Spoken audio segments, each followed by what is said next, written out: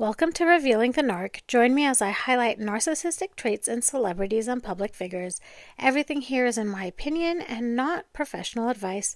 If you enjoy the analysis, please like and subscribe. Today, I want to dive into something that's causing a bit of buzz online, and it's Harry and Meghan's new holiday card. A lot of very talented YouTubers have already explored the validity of some of these pictures, like whether they were staged or heavily edited or even generated by AI, and honestly, there's a lot to unpack there. But today, I want to approach this from a different angle. I want to look at the words they've chosen, the images they've included, and the overall message that they're trying to put across. As many of you know, I approach these discussions with the lens of Meghan Markle aligning her behavior with classic narcissistic traits. In fact, she behaves very similarly to my stepmom, who is a malignant narcissist. And this holiday card, in my opinion, I think may be a perfect example of how someone with a need for control and admiration uses even the simplest things like a holiday greeting card to craft their narrative. So grab your favorite holiday drink, get comfortable, and let's break this down, because this card isn't just a holiday message, it's a statement. And as always, I want to hear your thoughts too, so feel free to jump in the comments as we go along. The first thing I want to do is a big picture overview of the card itself, so just looking at the anatomy, I guess, of the card.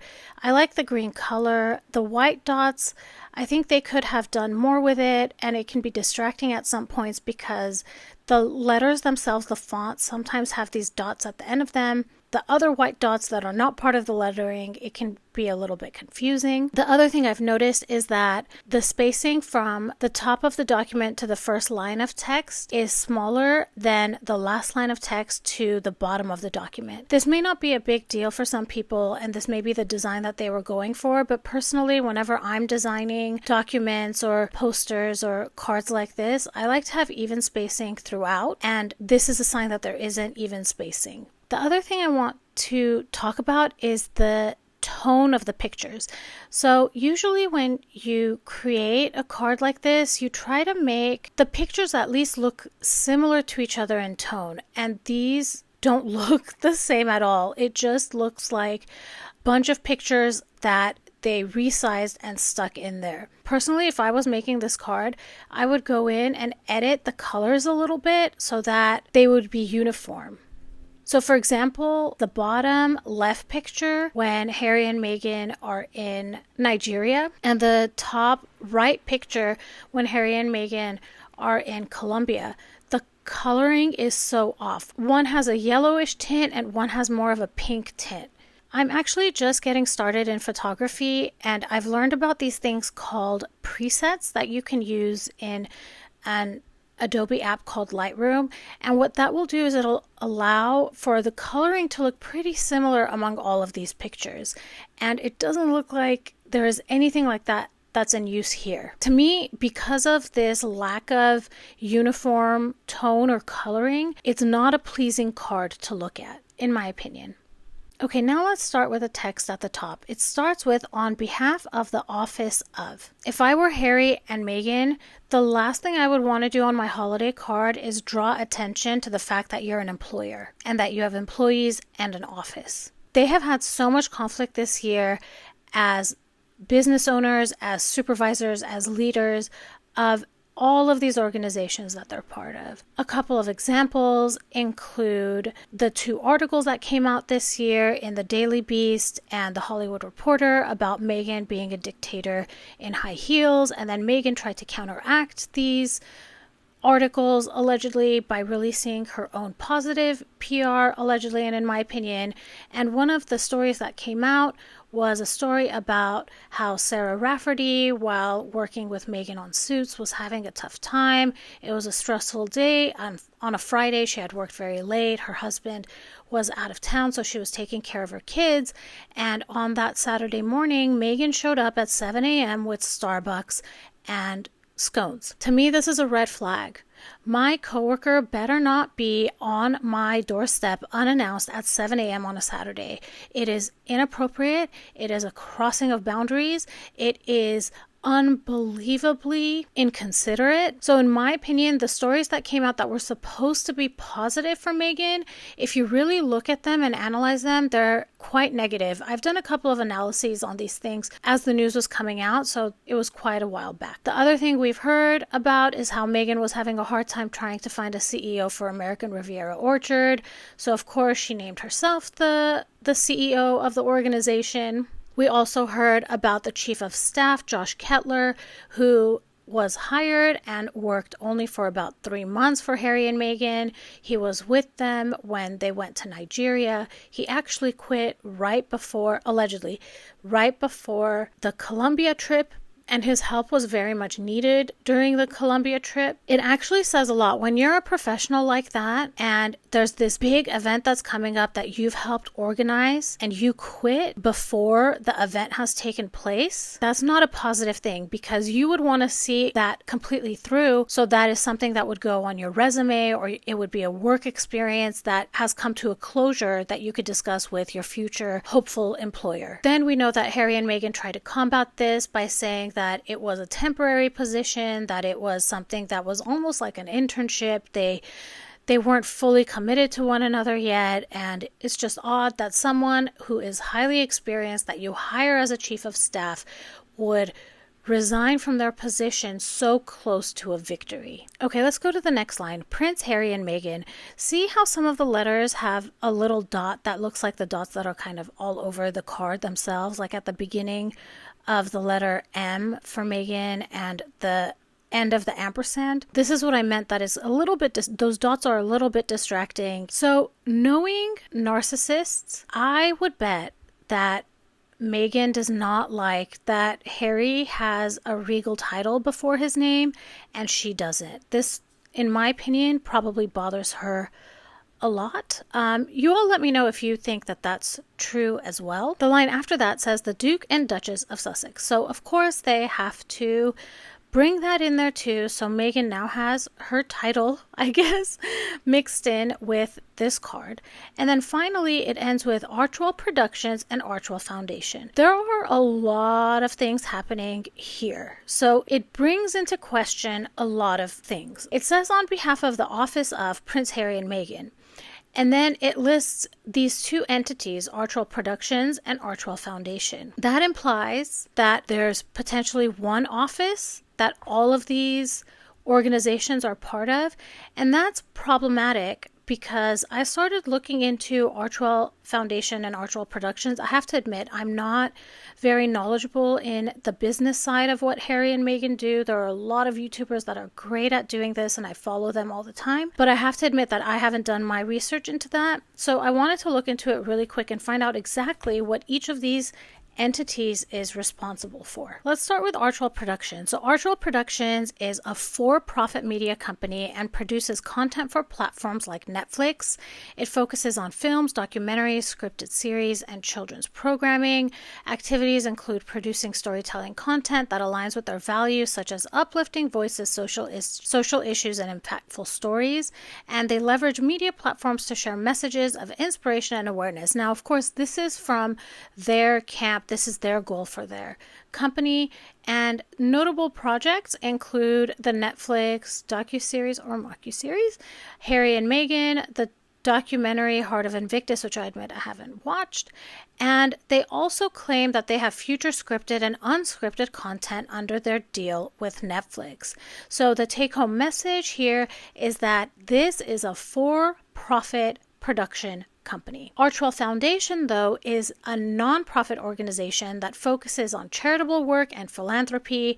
The foundation is dedicated to supporting humanitarian causes such as mental health, gender equality, racial justice, and environmental issues. They partner with charitable organizations. They provide grants and funding to support various causes, and we know what kinds of causes those are. And they advocate for global and community-driven change. Their key initiatives include working with the Aspen Institute, and we know from the Royal Grift how involved the Aspen Institute is in suppressing free speech and going after the First Amendment. So just to summarize, Archwell Productions is for-profit. Archwell Foundation is non-profit.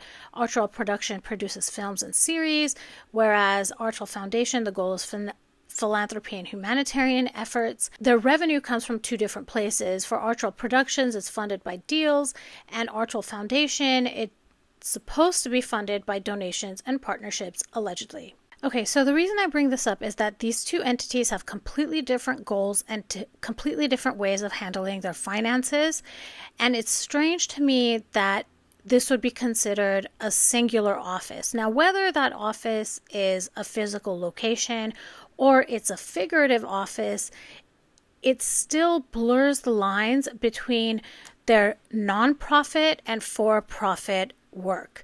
Please let me know if any of you think that this might be strange as well.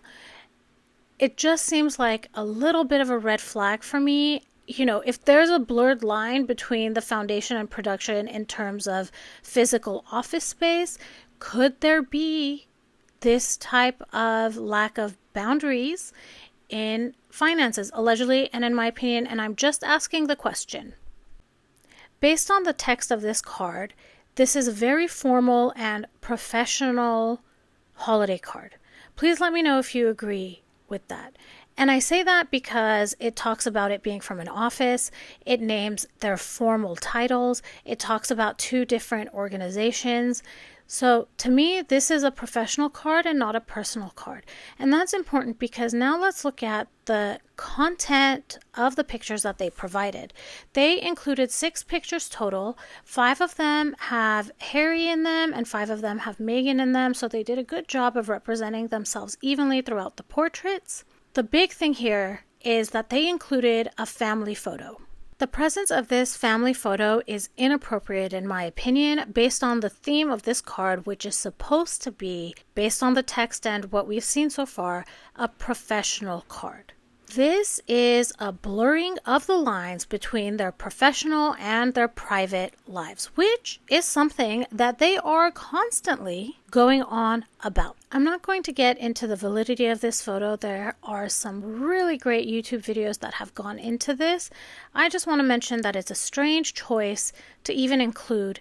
The next thing I want to say is that there are 2 photos where Harry and Meghan are displaying PDA. So that's the top right photo where Harry and Meghan are in Colombia, and the bottom middle photo, and I believe that that is in Colombia as well. These are odd choices for a professional card, in my opinion, and if you do the math, 2 out of 6, that's 33%. So 33% of their holiday photo is of them acting as a couple, and 50% is of them being a couple and a family. Very, very odd for what appears to be a professional holiday card. The bottom left photo is of Harry and Meghan in Nigeria. Harry and Meghan are both smiling, and to be honest, I don't think we see Harry smile like this very often. This is likely, in my opinion, the reason why this photo was chosen, because Harry is actually smiling and it seems like he is enjoying himself. Also, notice how Meghan is the center of the photo, as usual. So there are people that are cropped out, and I'm actually really noticing this now. The man on the left and the woman on the right are cropped in such a way that Meghan ends up being the center of the photo, as usual. So although Harry and Meghan are represented equally in terms of number throughout the photographs, they are not spaced evenly. Oh my gosh, she cracks me up. Okay, now we have that top photo on the left of Meghan hugging a child. This occurred in Colombia, and there are a lot of issues with this image. I'm going to read you an excerpt from an article that came out on August 18th during this time while Harry and Meghan were in Colombia. Meghan Markle branded hypocrite for teaching tradition to kids that she mocked. Meghan made fun of the long-standing tradition, and now she's teaching it to the children of Colombia. Meghan famously made fun of herself for doing a very dramatic curtsy to Queen Elizabeth II, which some claimed came across as if she was mocking the late Queen Elizabeth. She was mocking the late Queen Elizabeth. When curtsying first came up, Meghan was surprised that she was expected to bow to another person, and now she's asking small children to take part in the formal tradition, which comes across as contradictory. During their unofficial visit to Colombia, Meghan has been teaching little girls in Colombia how to do curtsies and having them practice on her. Angela Levin appeared on GB News saying Meghan was teaching little girls there to do curtsies to her because she is a princess. Little kids were trying to learn how to curtsy. What hypocrisy, and what a strange choice to include in their holiday card. I imagine that when Meghan sees this picture, she doesn't think of the headlines. She probably remembers the attention she was getting from the children, the amazing high she was getting from being called a princess and having people curtsy to her. And look, it's the first photo. In my opinion, Meghan was probably heavily involved in the making of this holiday card. There's a reason why that picture is first. This is the picture that probably is the highlight of her year, where people were curtsying to her, calling her a princess. Okay, let's talk about the last photo now. This is when Prince Harry visited a hospital in Nigeria. Here is a snippet of an article from People magazine at the time. The title is Prince Harry Visits Injured Military Members at Hospital in Nigeria. You do get better, I promise. Why would you make a promise that you can't keep? That is infuriating to me. It's disingenuous. It's false. It just bothers me, and these are the reasons that I can think of right now off the top of my head. The subheading says the identity of being a soldier doesn't go away or change because you're a prince or a duke. He feels that. A pal of Prince Harry's recently told People. This was published on May 10th. People exclusively captured his emotional outing as he shook hands with around 50 soldiers, commenting on what was on TV in each ward. Many had been hospitalized for a year or more. Harry encouraged them, saying, "You are going to get better, get back on your feet." If this bothers anybody else, please drop it in the comments because it is making me mad. During the visit, 23-year-old Corp Youssef, who had been shot through the knee, spoke with Harry. The Duke inquired about his rehabilitation progress, asking, "Are you going to try for the Invictus team? Are you preparing for that?" He then gestured toward his friend David Wiseman, who was present and oversees the international expansion of the Invictus Games, saying, "Don't disappoint us or him. We'll see you there." Infuriating. How do you look at someone who is trying to survive and you're putting this added pressure on them? It is incredibly lacking in empathy. That's the vibe that I'm getting. It's pushing the agenda. Again, are you going to try for Invictus? You better hurry up because you need to try out for Invictus. Unbelievable. If this bothers you also, please let me know that I'm not alone in this. Also, the photo itself, it just seems staged to me. Okay, so let's summarize the content of the photos that they included. 6 photos total. The locations are basically Colombia and Nigeria. Who knows where the family photo is? There are no pictures of events that the two of them did separately. That's unusual, right? There seems to be this emphasis of togetherness. Any of the pictures that Harry is in by himself or Meghan is in by herself, these are still events that the two of them went to together. It also appears that what they want to highlight the most are their visits to Nigeria and Colombia. There isn't anything summarizing their polo documentary, nothing about Harry's visit to the Well Child Awards earlier this year, to the conferences he went to in New York, his visit digitally to, I think it was NATO, the Tillman Awards. So notice that those things are notably absent. I'm sure there's many events that I missed that don't cast Harry and Meghan in a positive light and are not included in these images. So please remind me and leave those in the comments. Okay, so let's go to the bottom of the card. It ends with, "We wish you a very happy holiday season and a joyful new year." So a lot of people have been talking about how this is an all-inclusive type of statement. I respect that they want to be inclusive. There are a lot of holidays that occur during this time of year. It is interesting, though, that Harry's dad is the head of the Anglican Church. Am I right? Please let me know if I'm wrong. So it feels that it would be appropriate to mention Christmas rather than a holiday season based on his relation to the Anglican Church. Of course, there's this word joyful new year. Joy is a word I talk about all the time. There is a difference between happiness and joy. Happiness is based on your circumstances. Joy is independent of your circumstances. So I don't want to toot my own horn, but I want to say that I have joy because I've mentioned to all of you the difficulties I've had as a child, through my marriage. My malignant stepmom did the A word, multiple, like financial, physical, mental, emotional, and the one that I'm not mentioning, that one also. And yet I'm still a happy person. I believe that I have joy. Harry and Meghan, in my opinion, do not have joy.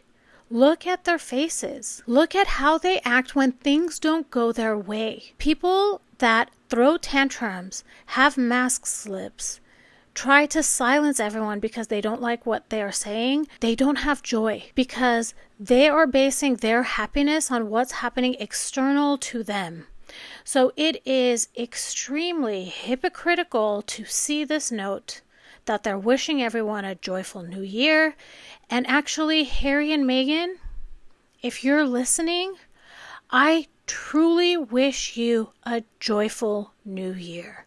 I truly hope that you can step outside of yourself and have happiness that's not based on your circumstance. Even though, let's be real, your circumstance is incredibly privileged. This is my holiday message to Harry and Meghan. I wish you a Merry Christmas and a joyful New Year, Harry and Meghan. I truly wish this for you and for your children. And we know the controversy about that, allegedly.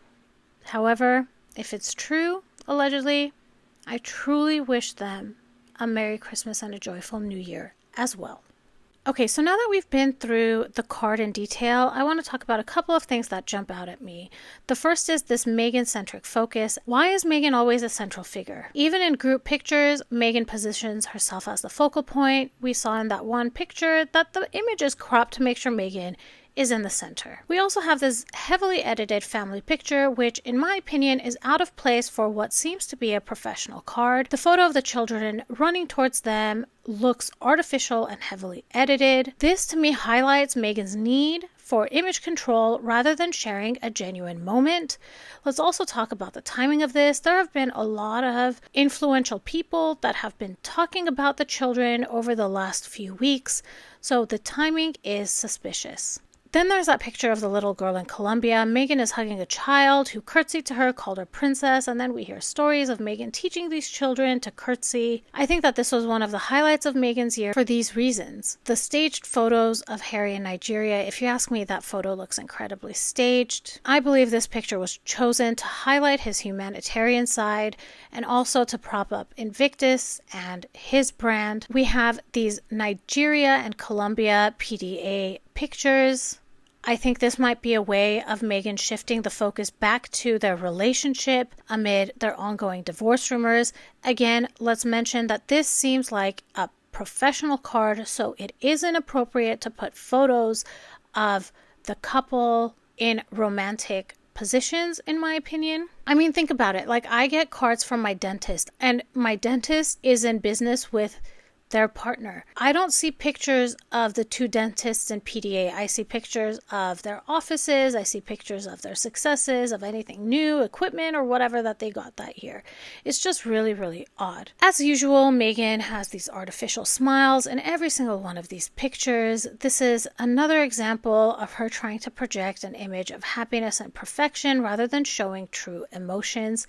And narcissists are very skilled at masking real emotions behind these polished public personas. There's an absence of authenticity. These photos, which are supposed to reflect a year of service and family, they feel curated, staged, and insincere. Genuine holiday cards often share personal, heartwarming moments, but this card resembles a greatest hits PR real? Is this card trying to show service or self-promotion? The photos selected all highlight Harry and Meghan's global image building, public appearances, staged humanitarian moments, and PDA. This card, in my opinion, is not about the holiday season. It's just another attempt to push their brand and rewrite their narrative. So to summarize, this holiday card appears more like a curated PR campaign than a genuine holiday card. Meghan's heavy presence and artificial smiles highlight her need for control and adoration, which are traits that are often seen in narcissists. These staged moments, which include the image with the Colombian child and Harry's Nigeria photo in the hospital, reinforce an image rather than showcase real connection or real service. This card feels like a deliberate attempt to counter ongoing rumors about their marriage, their children, and Meghan's public persona. Authenticity is completely missing. Everything looks polished, staged, and overcalculated. I'm curious to know what you all think about this. Do you see the connections that I'm drawing? Do you see any other reason behind these 6 images being the ones chosen for this holiday card? If this was interesting to you, please like and subscribe. I appreciate you listening, and I'll talk to you all soon. Goodbye.